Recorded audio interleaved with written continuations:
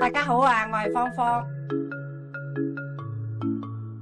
今次咧，我介紹一個深圳嘅景點。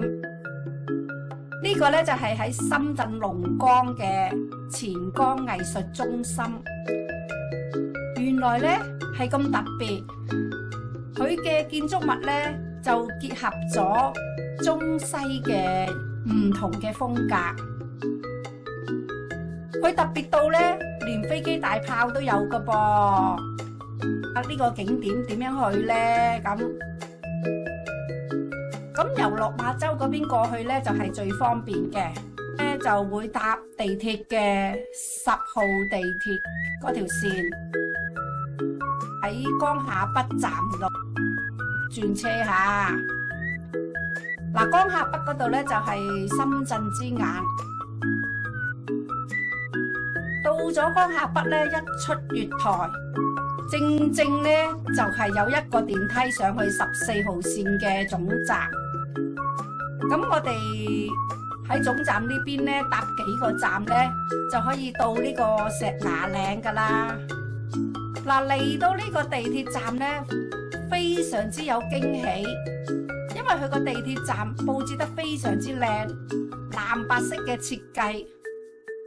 側邊咧仲有一個好靚嘅打卡位，都好方華。咁佢講一啲咧係太空嘅元素。嗱，如果去錢江藝術中心咧，就係呢個站嘅 J 出口。嗱，我就先去咗 A2 出口，喺嗰邊食嘢。咁點解唔直接喺 J 嗰邊去揾食肆咧？其實 J 出口咧，只不過係有一啲大排檔啊，食肆咧就唔係咁方便。食完嘢之後咧，就落翻去地鐵，行去 J 出口嗰邊。嗱，其實出咗地鐵咧，大約行4分鐘到。咁你嚟到呢個咧，非常之靚嘅綠色大樹蔭下，隔籬就係我哋嘅目的地啦。嚟到呢度真係見到飛機大炮噶。嗱，有架飛機喺上邊吓，都好奇幻咯呢度。咁再望入一啲咧，你就見到一個花園。但係呢個花園裏邊咧嘅建築都好特別，好有創意噶。嗱，我哋準備咧入去呢個錢江藝術中心下。咁眼前咧就出現咗一座咧好歐洲式嘅堡壘形狀嘅建築物，淺黃色嘅，非常之大座噶，亦都線條好靚。咁喺呢個建築物前邊嘅入口咧，有2架復古嘅老爺車。呢啲老爺車咧，唔單止可以俾你睇啊影相，你仲可以接觸啊，甚至坐埋上呢個駕駛座位都可以噶。嗱，嚟到呢度咧係需要用一個 WeChat 掃一掃佢嘅二維碼，因為入場咧係免費嘅，咁佢就當一個入場嘅登記。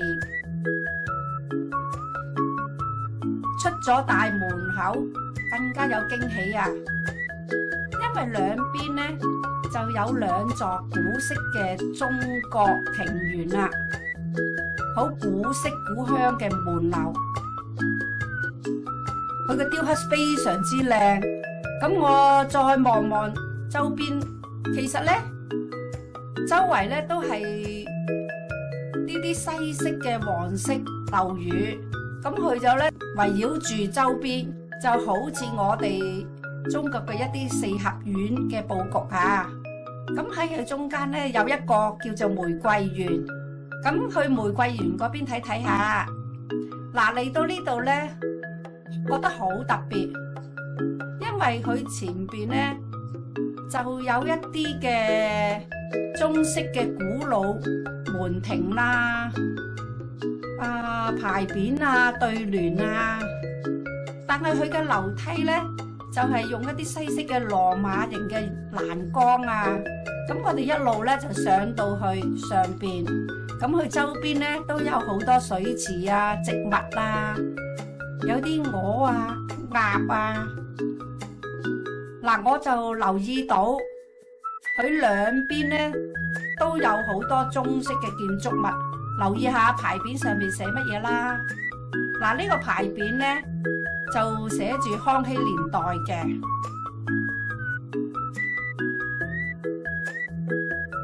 咁當然唔少得嘅，仲有一啲中式嘅涼亭啦。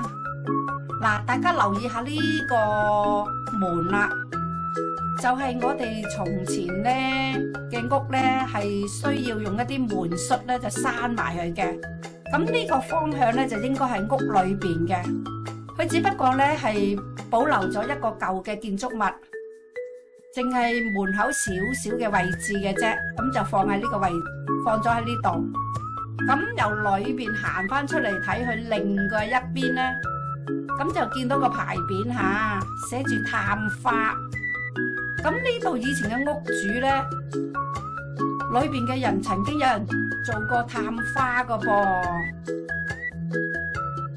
佢仲有一對聯嚇，都係關於讀書嘅內容嘅。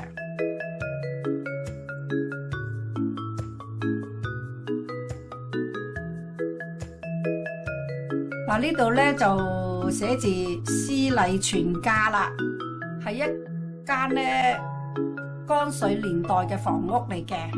咁另外後邊咧，亦都見到另一座嘅中式建築物。咁呢個建築物咧，就應該係後期啲嘅啦，因為你見到咧係有一啲嘅油漆啊、圖案啊、色彩加添咗上去嘅，但係都係好傳統嘅我哋嘅中國古老房屋嗰個設計。再加埋咧後邊咧一個黃色嘅堡壘建築物，都相映成趣，好協調㗎。有中式有西式。咁呢個牌匾咧就係咸豐元年嘅。我哋開始咧就進入去博物館，一踏入去咧，就見到有好多西式嘅古畫，亦都見到我哋中式好出名嘅木雕。咁中西合璧，再上一層咧，就見到一條好長好長嘅宮殿式嘅走廊啊，好歐洲宮廷式嘅，紅紅地色，眼前一亮，就好似進入咗一個歐洲宮廷咁，好有電影感啊！咁頭頂上邊咧有好多好大型嘅燈飾，咁兩旁咧亦都放咗好多古董嘅家私，西式、中式都有。佢甚至咧會將一張咧中式嘅木凳啊，呢張木凳咧嘅線條好特別嚇，佢將佢咧就吊咗上天花，跟住咧就用一啲歐洲式嘅窗簾就去佈置佢。咁我又留意到木凳嘅上邊咧，其實有一個牌匾嘅噃。咁若然呢個牌匾係夠歷史嘅話咧，佢又唔係用嚟展示俾人睇嘅噃，佢係攝咗落呢一個位置。咁你又會見到有好多舊式嘅相框啦，亦都見到有啲唔同款式嘅舊嘅西式鏡啦。一路再上啦，睇到呢啲咁特別嘅展品同埋佈置咧，繼續上樓梯啦。嗱，佢嘅樓梯欄杆咧係一啲歐洲式嘅，但係發覺咧左邊嘅圖案咧又唔同右邊嘅欄杆款式嘅噃。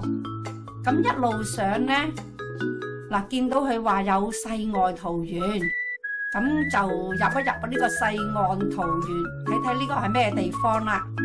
嗱，一踏出去呢，係一個露天嘅好大嘅花園，種滿咗植物啊、蔬果啊，亦都呢有一啲亭台樓閣。咁呢度呢仲養咗一啲豬啊、一啲羊啊。咁如果帶小朋友過嚟呢，可以餵飼呢啲小動物噶噃。咁喺呢個園林裏邊呢，好舒服。咁你行到攰呢，佢呢度亦都有幾張千秋椅，你可以喺上邊坐下，欣賞下周邊嘅環境。呢度前身原來係一間好大型嘅家私出口公司嘅寫字樓嚟嘅，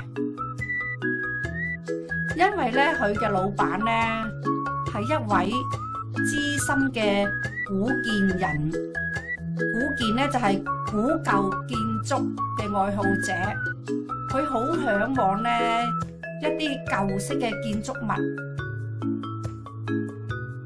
咁佢亦都咧喜愛咧喺世界各地咧去搜尋建築物啦，然後咧就買咗佢。好似我哋見到嘅中式建築物咧，好多都係喺安徽嗰邊買翻嚟噶，將啲古屋拆件咁買咗翻嚟咧，喺呢邊咧再裝嵌翻去。咁你見到好多西式嘅建築物啊，例如鏡啊、天花、畫啊、家私啊、燈飾啊，都係俾佢咁樣手購翻嚟嘅。咁佢將呢個寫字樓呢，就改變成一個私人嘅博物館，展示佢嘅收藏品啦。佢嘅收藏品係非常之多吓，